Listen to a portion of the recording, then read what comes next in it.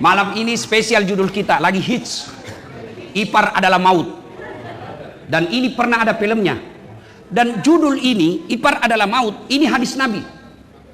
Nabi pernah berkata dalam sahabatnya, saudara-saudara sekalian, berhati-hatilah menemui perempuan. Itu hadis Nabi. Berhati-hatilah kalian menemui perempuan. Lalu ada kaum Ansor, sahabat Nabi itu ada dua waktu itu. Ada sahabat Muhajir, ada sahabat Ansor. Muhajir itu orang-orang sahabat Nabi yang pindah sama-sama Nabi dari Mekah ke Madinah. Itu namanya Muhajir. Ya, ada juga orang namanya Muhajir. Nah, yang kedua ada yang disebut kaum Ansor, yaitu orang-orang Madinah, penduduk asli Madinah yang menyambut Nabi dan beriman kepada Nabi. Adik-adik sekalian, tidak semua itu orang disebut sahabat Nabi. Sahabat Nabi itu terbatas. Sahabat Nabi itu 4 syaratnya, Bu. Hafal kau ini. Siapa tahu di akhir ceramah ada kuis, dapat kau hadiah. Yang pertama, hidup sesama dengan Nabi. Berarti orang yang boleh disebut sesama dengan Nabi, satu syaratnya. Tapi apa semua sesama dengan Nabi langsung masuk disebut sahabat? Tidak. Dia harus ketemu dengan Nabi. Ada orang sesama dengan Nabi, tapi tidak pernah ketemu. Tidak boleh disebut sahabat. Satu hidup di Makassar, satu hidup di Jeneponto. Sama-sama hidup 2024, tapi tidak pernah ketemu. Tidak pernah sahabat. Namanya sesaman dan ketemu. Syarat kedua. Syarat ketiga, beriman kepada Nabi. Ada orang hidup sesama dengan Nabi, ketemu dengan Nabi, tapi tidak beriman kepada Nabi. Tidak boleh disebut. Siapa? Abu Lahab. Itu ketemu sama Nabi itu. Sesama dengan Nabi, tapi tidak beriman kepada Nabi. Dia bukan sahabat, musuh. Apakah sudah beriman kepada Nabi? Semua lalu disebut sahabat. Ada syarat keempat. Wafatnya pun tetap beriman kepada Nabi. Ada. Beriman kepada Nabi, ketemu dengan Nabi, sesama dengan Nabi, tapi dia bukan sahabat. Kenapa? Akhirnya dia murtad. Namanya Abdullah bin Ubay. Dia murtad dia. Nah, sekarang sahabat ini kaum Ansor. Ketika Nabi berkata, hati-hati kalian menemui perempuan. Lalu sahabat Ansor ini berkata, ya Rasulullah, bagaimana pendapatmu tentang ipar? Bertanya ini kaum Ansor, orang Madinah, ya Rasulullah, bagaimana pendapatmu tentang ipar? Jawaban Nabi singkat, ipar adalah maut. Kalau maut ketemu malaikat, apa yang terjadi? Cocoki. Malaikat maut. Apa nak cari malaikat maut? Apa nak cari? Ruh, nyawa. Berarti ipar, kalau salah kelola, dia menjadi malaikat. Malaikat maut. Apa nak cabut? Bukan nyawamu. Apa? Sakinah. Dia akan mencabut sakinah dalam rumah tanggamu. Apa itu sakinah? Ketentraman jiwa. Nah, kalau rumah tanggamu sudah tidak ada ketentraman jiwa, berarti tujuan berumah tanggamu sudah tidak tercapai. Itulah orang katakan, kalau kita orang Indonesia, kalau ada orang menikah, semoga samawa. Atau bilang samawa kidi. Nah, dia akan mencabut rohnya. Apa rohnya itu? Sakinah. Sakinah itu bahasa Indonesianya ketentraman jiwa. Nah, supaya iparmu itu tidak mencabut rohnya rumah tanggamu, bagaimana caranya? Apa boleh buat? Dia ikut dari kampung, datang dari Pindrang, kuliah. Nah, adiknya istri, beda 1 tahun nih. Istri tak iku-ikulinya mamanya, gelap. Adiknya iku-ikulinya bapaknya, keturunan Manado. Oh, putih. Malaikat maut nih ada di rumahmu. Aja macapa, Bu, aja macapa. Nah, maka bagaimana caranya? Nabi menaturkan, kasih cara satu. Jangan bersentuhan. Itu dulu. Jangan kau coba-coba. Nabi bilang, iparku jitu, adikku ji. Hati-hati kok. Kalau situasi normal, tidak ada masalah. Tapi situasi masuk setan, masalah. Makanya ibu-ibu, kalau mau bawakan minuman, jangan suruh adik tak. Bapak-bapak, ipar itu bukan cuma perempuan, laki-laki juga. Kamu mukamu, ya pas-pasan. Kak adikmu pada seperti artis, glowing, bodinya tawa seksi bodinya, putih, rambutnya seperti rambut Korea. Baru istrimu suka Korea-Korea. Nah kau tantara yang apa itu tuh? Gelap-gelap sedikit mukanya. Hati-hati kok. Maka yang baik, jangan dia yang bawakan, jangan iparmu bawakan sesuatu yang bisa membuat dia bersentuhan. Bawa ite, begitu namanya pegang, nak kasih, iparna langsung ambil tong, bersentuhan.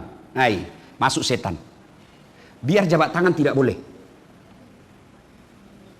Ipar itu orang yang bisa dinikahi, bukan mahram. Kalau mahram tidak bisa dinikahi. Ipar bisa dinikahi kapan? Ketika istrimu meninggal atau suamimu meninggal. Orang Bugis bilang lete akan nguluang. Boleh. Maka tidak boleh berjabat tangan. Ini selesai lebaran nanti nih. Kalau dia jabat tangan, lihat saya. Waspadai. Liaki memang tongi.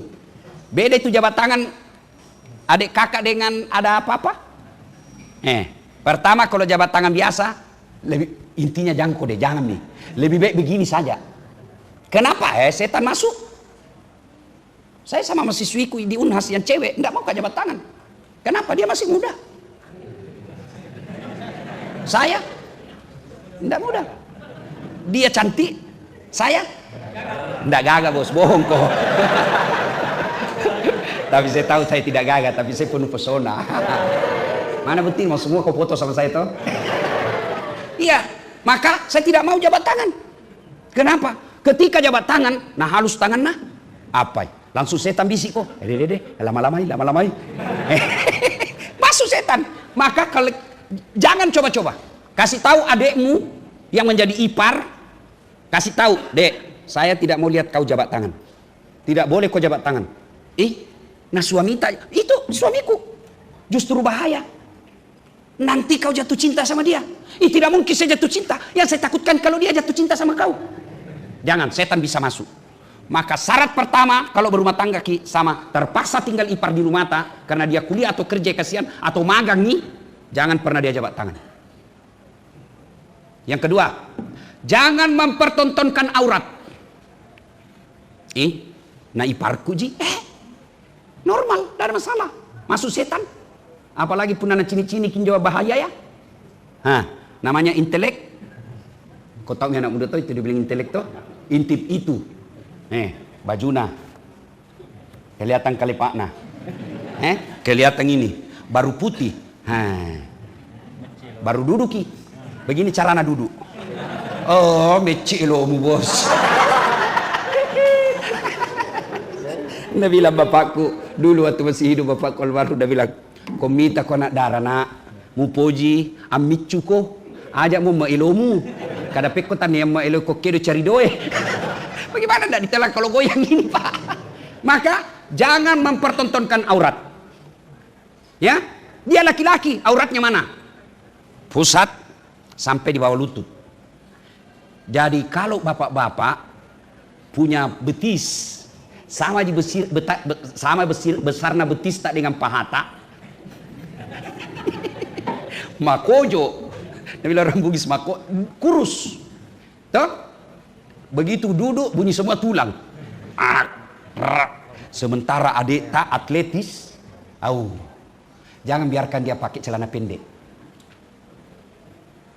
Kalau situasi normal enggak masalah, tapi kalau setan masuk, janjang nih. Begitu apalagi kalau perempuan. Suamita jarang dengar ceramah. Suamita hampir tidak pernah dakwah. Suamita tidak pernah dengar pengajian. Nafsu tinggi. Adik perempuannya iparnya putih. Nalia pertama kalau tidak sengaja terlintas mau pergi ambil nasi, keluar dari kamarnya sup. Nalia, lihat pertama rezekimu. Kalau kau lihat tidak sengaja rezekimu. Tapi kapan kau ikuti dengan penglihatan sampai ambil nasi? Setan itu gora. Nah, baru kau bayangkan, kau bandingkan istrimu, sudah setan itu. Syarat kedua, jangan mempertontonkan aurat. Ketika keluar dari kamar, sudah harus pakai jilbab. Dan jilbabnya tidak boleh yang tipis. Bajunya tidak boleh yang melekat di tubuh dan transparan. Dia pakai jilbab Ustadz, pakai baju, tapi bajunya melekat di kulitnya. Baru warna bajunya seperti kulitnya. Apa kau bayangkan? Sama kalau kau lihat kulitnya langsung toh. Baru jalannya seperti Pragawati. Setan itu bisi itu perempuan. Nah bilang, nah suka kau itu parmu, nah suka kau, gaya kau. Nah bilang dalam hatinya, masa sih? Bukti kami. Nah bilang setan, lihat aku. Nah lihat terusku. Adek-adek, itu setan bahayanya karena nah tahu ibarat itu aplikasi di handphone, nah tahu algoritmamu, nah tahu apa kau suka. Itu mesin itu terus nak kirimi kau. Misalnya saya kusuka itu lihat itu ular berkelahi harimau. Toh, kusuka lihat itu paling susah itu kalau buaya mau makan kura-kura. Karena saya suka cari-cari yang begitu, itu terus nak kirim itu mesin. Algoritma namanya. Nah itu setan, nah tahu algoritmamu. Nah bisi kau lihat, mau keluar, cepat kau, lihat, jangan kau berkelit. Baru Nabi isi lagi itu perempuan. Nah perhatikan kau, goyang kau. Setan. Maka ajaran agama jangan pertontonkan aurat. Dia ustad, biar dia ustad. Ayat tidak mengatakan la taqrabus zina illa ustad. Jangan dekati zina kecuali ustad. Mana ustad Panratong? Ustad itu iparku. Ustad ketika dia ceramah. Tapi ketika di berdua-duaan, laki-laki itu. Aja mau capai, Mbok. Aja mau capai. Masolak kok tuh maka solang nih.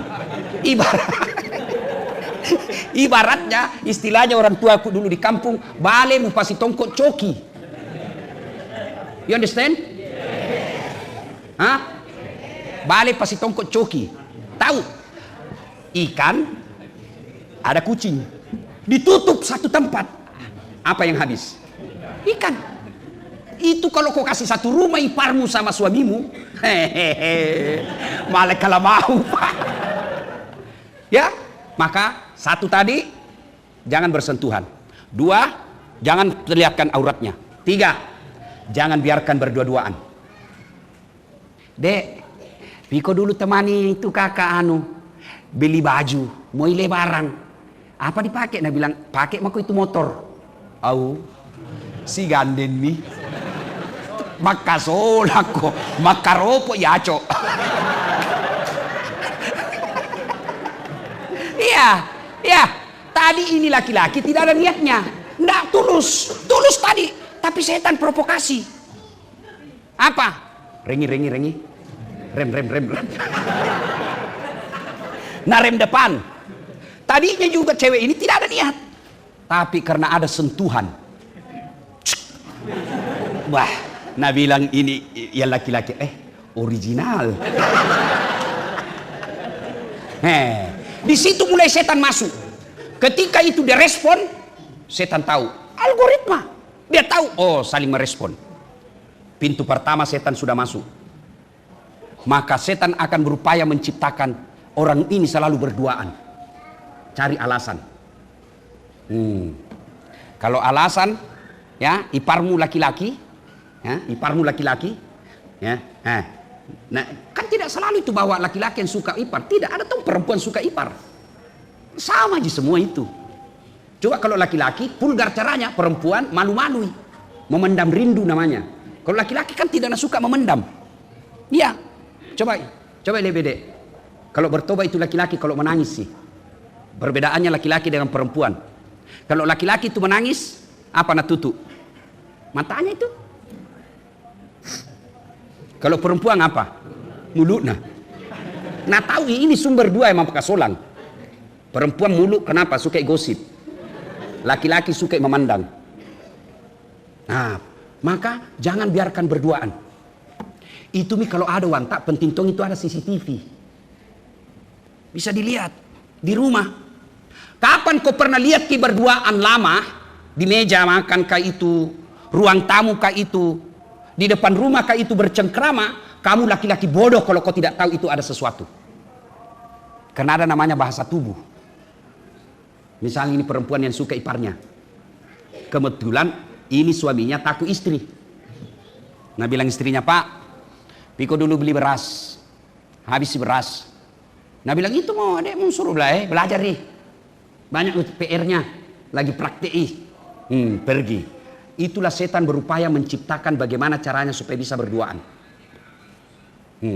Yang ketiga, masuk mi waktu di? Cukup mi kapan karena mau mi orang sama tempat terawih? Hah? Belum pi? Si tahangan orang? Oke. Si pacapu gitu sampai sahur. Jantung bisa sahur. Jantung taleka. Ya. Nah, yang berikutnya. Bapak Ibu saudara-saudara sekalian, jangan pernah dia kau biarkan bertatapan mata. Itu perintah Nabi. Itulah sebabnya agama mengatakan Quran, kalau kau melihat seseorang perempuan dan kau senang kepadanya, tundukkan pandanganmu. Itu ipar, bukan mahram. Pasti dia punya godaan. Maka jangan pernah biarkan dia bertatapan mata. Kalau kau lihat, kalau perlu lempar. Wih, apa kau lihat? Baru bagus. Ya, Bapak saudara-saudara sekalian, kalau kau biarkan, maka pasti rumah tanggamu akan terancam. Kalau kau sudah melihat gejala-gejalanya, solusinya apa? Satu, kasih pindah cepat. Kalau sudah kau tahu, seringi bertatap mata, seringi bersentuhan kulit, sering dia keluar sama-sama, itu sudah ajal menjemput. Ajal itu, naik turun napasnya, rumah tanggamu. Maka solusinya, pindahkan dia. Kasih kosi. Nanti macam-macam, lebih baik kau selamatkan rumah tanggamu, biar dia hancur kalau mau hancur. Lebih baik kau rumah tanggamu. Ada namanya asas prioritas. Lebih baik, lebih utama kau selamatkan rumah tanggamu sendiri, yang kau sudah punya anak, daripada kau lindungi itu dan merusak rumah tanggamu. Dan itu banyak terbukti toh. Banyak terbukti. Karena dianggap selalu ini barang biasa. Tidak, ini bahaya. Bara api yang bisa satu saat dia akan meletup. Kalau penyakit bundang, bisul, sedikit meletus itu bisulmu. Maka pertama, pindahkan dia.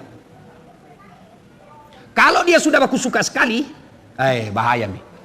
Karena tidak mungkin kau menikah kalau pembantunya Gina suka. Masih ada peluang menikah, poligami namanya, boleh kalau poligami dengan pembantu boleh. Tapi masa tahun sih dikalaki sama pembantu ibu, pacetong ini bu, iya toh. Tapi kalau saudara namanya ipar, tidak boleh orang menikah dengan perempuan yang bersaudara atau laki-laki yang bersaudara. Kita bukan binatang. Jalan keluarnya tadi adalah minta doa cepat sakaratil maut. Itu atau ceraikan. Tapi begitu kau ceraikan dan kau nikah lagi dengan adiknya, kamu akan menjadi sampah masyarakat di kalangan masyarakat. Nah, Bapak saudara-saudara sekalian, selanjutnya bagaimana memelihara rumah tangga yang lebih harmonis, kita lanjutkan insya Allah sebentar subuh. Karena kalau terlalu lama juga ada yang mau tarawih 20, ya. Cukup mendengar ceramah dulu, kita lanjutkan lagi sebentar subuh dan besok.